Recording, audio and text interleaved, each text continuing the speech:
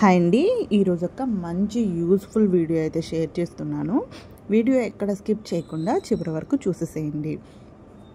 ఏంటంటే మనకి hands joint చేసేటప్పుడు బ్లౌజ్కి అతుకులు అనేటివి పడుతూ ఉంటాయి కదా. సో అలా లేకుండా మనకి లైనింగ్కి ఎలాగో అతుకులు వేయాలి, కానీ మెయిన్ బ్లౌజ్ పీస్కి అతుకులు పడకుండా ఈ చిన్న చిన్న టిప్స్ పాటించారంటే మీకు మెయిన్ బ్లౌజ్ పీస్కి అతుకులు రాకుండా అయితే చేసుకోవచ్చు.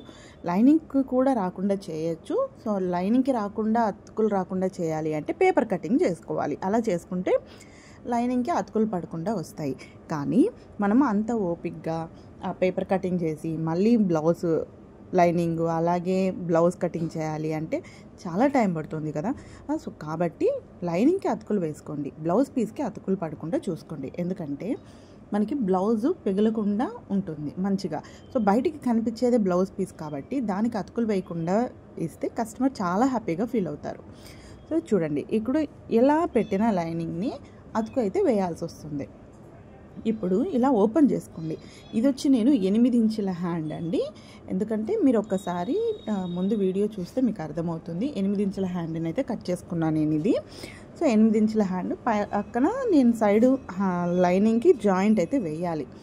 సో ఇప్పుడు చూడండి, ఒక సైడ్ ఇలా పెట్టేసుకోండి. ఇలా ఇక్కడ నేను లోతు అయితే తీయలేదు కాబట్టి మీకు ఎలా పెట్టుకున్నా మీకు ప్రాబ్లం రాదు. లోతు తీసి మాత్రం ఈ పద్ధతిని అసలు ట్రై చేయకూడదు. సో ఇప్పుడు నేను బాగా జూమ్ అవుట్ చేసి చూపిస్తున్నాను చూడండి. సో అటువైపు నేను ఎక్స్ట్రా లైనింగ్ జాయింట్ కోసం వదిలేసాను చూసారా. ఇలా ఇప్పుడు ఇటువైపు కూడా సేమ్ ఆపోజిట్గా పెట్టుకోండి. ఇలా రివర్స్ పెట్టుకోండి. ఇలా రివర్స్ పెట్టుకున్నారంటే మీకు సరిపోతుంది. ఇటు చూడండి, ఇటువైపు నాకు జాయింట్కి సరిపోయింది. ఇలా ఇది మీరు మర్చిపోకండి. 1 మీటర్ బ్లౌజ్ పీస్ ఇది.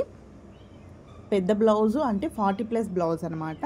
హ్యాండ్స్ కూడా మనకి ఇక్కడ 8+ ఉంది. చూడండి, నేను మీకు చూపిస్తున్నాను. కరెక్ట్గా మీకు సరిపోయింది. ఇటు జాయింట్లు అవసరం లేదు, అటు హ్యాండ్కి జాయింట్ అవసరం లేదు. సో ఇలా డివైడ్ చేసుకొని కనుక మీరు ఇలా వేసుకుంటే మీకు కరెక్ట్గా వస్తుంది. ఇప్పుడు షేప్ పట్టీకి కూడా చూడండి, కింద ఉండేది ఆ పక్క ఉన్నది షేప్ పట్టీకి సరిపోతుంది. సో జాయింట్లు ఎక్కడ పడలేదు. ఇలా మీరు ట్రై చేశారంటే బ్లౌజ్ పీస్కి జాయింట్ రాకుండా ఉంటే కస్టమర్ చాలా హ్యాపీ ఫీల్ అవుతారండి. ఎంత తక్కువ జాయింట్లు మనం వేస్తే కస్టమర్ అంత హ్యాపీ ఫీల్ అవుతారు. మనకి ఫినిషింగ్ కూడా అంత పర్ఫెక్ట్గా కుదురుతుంది. చూసారు కదా. సో తప్పకుండా ఇక్కడ నుంచి మీరు ట్రై చేయండి. నాకు ఏ వైపు అయితే రాలేదు, నేను జాయింట్ వేయాలో అటువైపు నేను కొంచెం ప్లేస్ వదిలేశాను బ్లౌజ్ మెయిన్ పీస్కి ఇలా. సో ఇప్పుడు లైనింగ్కి మాత్రం జాయింట్ వేసుకుంటే సరిపోతుంది. మీకు అర్థమైందని అనుకుంటున్నాను. సో మీకు కనుక ఈ వీడియో యూస్ఫుల్ అనిపిస్తే లైక్ చేసి మరిన్ని వీడియోస్ కోసం నా ఛానల్ని సబ్స్క్రైబ్ చేసేసుకోండి.